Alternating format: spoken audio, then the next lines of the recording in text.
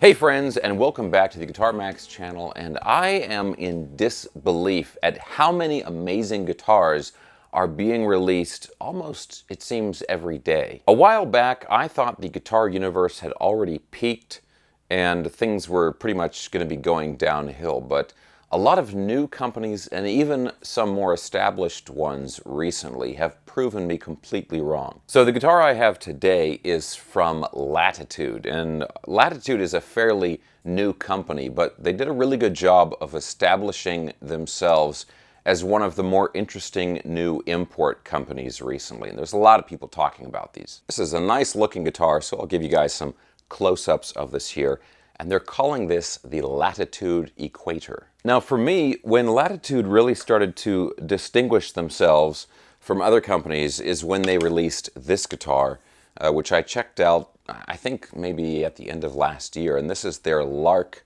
Tele style guitar. Now this is really affordable, it's right about $300, and the thing that's really unique about this guitar is that they somehow captured a vintage feeling guitar, but on a brand new model. This is not a relic guitar in any way, although it has a satin finish on the body, but it just has this really nice, very familiar feel to it. So I checked out this one before, but now they have released a Strat style guitar, and this one's a little bit different, and it's got a gloss finish, really cool metallic forest green finish on the body, but they've managed to retain that same feel.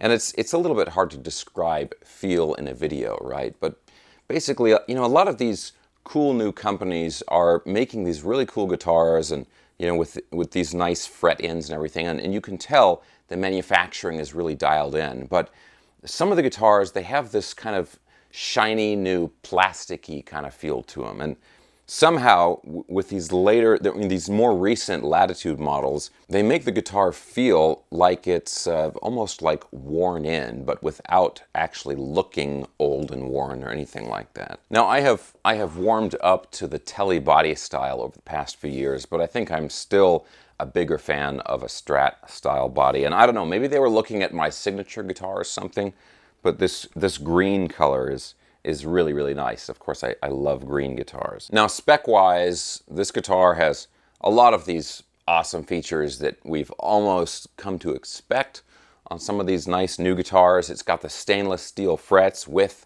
the rounded ball end on the fret ends. It's a roasted maple neck and fretboard. It's 22 frets on this guitar, and this one even has locking tuners back here, and then it has the truss rod adjustment in the neck pocket. Also, a nice little touch, which is easy to miss, and I'll give you guys a close-up of this, but this thing has a huge brass block on the back of the bridge here. And another thing that's easy to miss is it has a compound radius fretboard, so like a lot of the Jackson guitars are known for having that, right? So it goes from a 10 down here by the headstock, and it flattens out to a 14 up here where it gets to the body. Now, as far as the pickups and controls, we've got the classic setup of the 3 single coils, a single volume 2 tones, and a 5-way selector switch. And the bridge here, this is kind of an updated or modernized version of the classic Strat trim. So we've got solid saddles, which of course you can adjust independently, and then, like I said, that big brass block on the back and a push-in arm, and we'll check that out in the demo. Now, speaking of the demo, let's go ahead and get into that so you can listen to how this sounds. And I've been messing around with the guitar for a couple of weeks now, and I'm really kind of amazed at how nice the pickups sound, especially on like lower gain settings and stuff. So you can check that out in the demo and let me know what you think down in the comments section below. Now, for the demo, I'm going to use my Boss IR200 amp and cabinet simulator. Great little piece of gear that I really like to use for doing my demos, and it is also pretty affordable. That goes for about $3.99. Gives you all kinds of sounds. So anyway, we'll go ahead and plug everything in and listen to how it sounds. But real quick, guys, as always, if you enjoy videos like this, checking out cool new guitars, and also staying up on all the latest news in the guitar universe, and you have not already subscribed, please consider subscribing right now.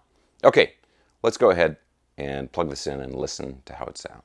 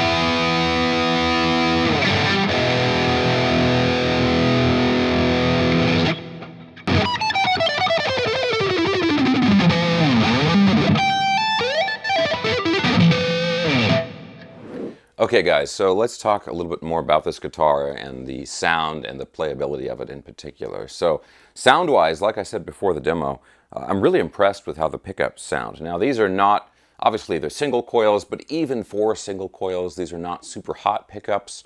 So if you're going to use higher gain, like higher gain amp settings, if you want a distorted tone, you're going to have to add like more gain than average from the amplifier, or use an overdrive pedal or something like that if you want to get, really gnarly metal sound. For the medium gain stuff, bluesy, jazzy, those kind of sounds, I think these pickups sound really, really good. They have a lot of character to them, right?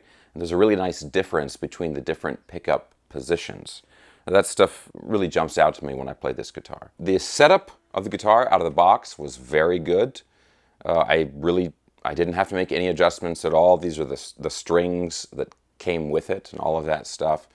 The way they do these frets, I think, really adds a lot to that, and also the fact that they're using the roasted woods for the neck. That helps keep it from shifting, climate, humidity changes, that kind of stuff.